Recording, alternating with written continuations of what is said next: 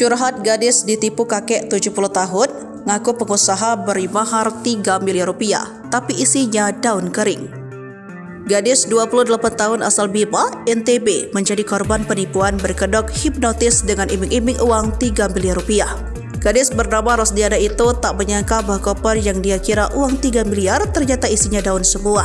Kisah ini langsung menjadi viral dan sosok pria yang tega menipu gadis itu ternyata seorang kakek usia 70 tahun. Kejadian ini diketahui terjadi di Desa Ragi, Kecamatan Palibelo, Kabupaten Bima, Nusa Tenggara Barat. Sosok pria ini sontak menyita perhatian publik, bahkan tak sedikit yang penasaran dengan sosoknya.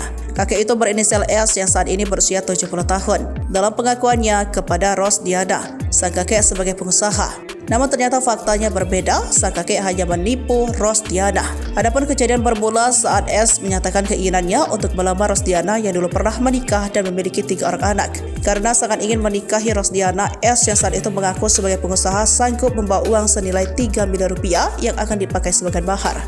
Namun saat menyerahkan karung dan koper, S meminta agar Rosdiana dan pihak keluarganya tidak membuka koper tersebut sampai hari pernikahan berlangsung. Sehari setelah laporan atau pada Jumat 29 Maret 2024, S justru menghubungi Rosdiana untuk meminjam uang sebesar 7 juta rupiah.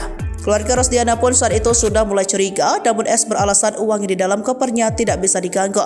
Setelah ditelusuri, pria itu ternyata bukan seorang pengusaha. Sementara keluarga Rosdiana kemudian memutuskan untuk mengecek isi uang dalam koper dan karung. Namun betapa terkejutnya saat melihat isi koper yang ternyata daun kering bukan uang. Kini sang kakek akhirnya dilaporkan atas kasus dugaan penipuan berkedok membawa sekoper uang mahar 3 miliar rupiah yang ternyata isinya daun kering. Rosdiana menyampaikan upaya hukum ini ditempuh karena merasa tertipu dan keluarga besarnya telah dipermalukan oleh S. Selain itu, uang hasil tabungan pribadi serta pinjaman dari rentenir telah raib dibawa kabur oleh S.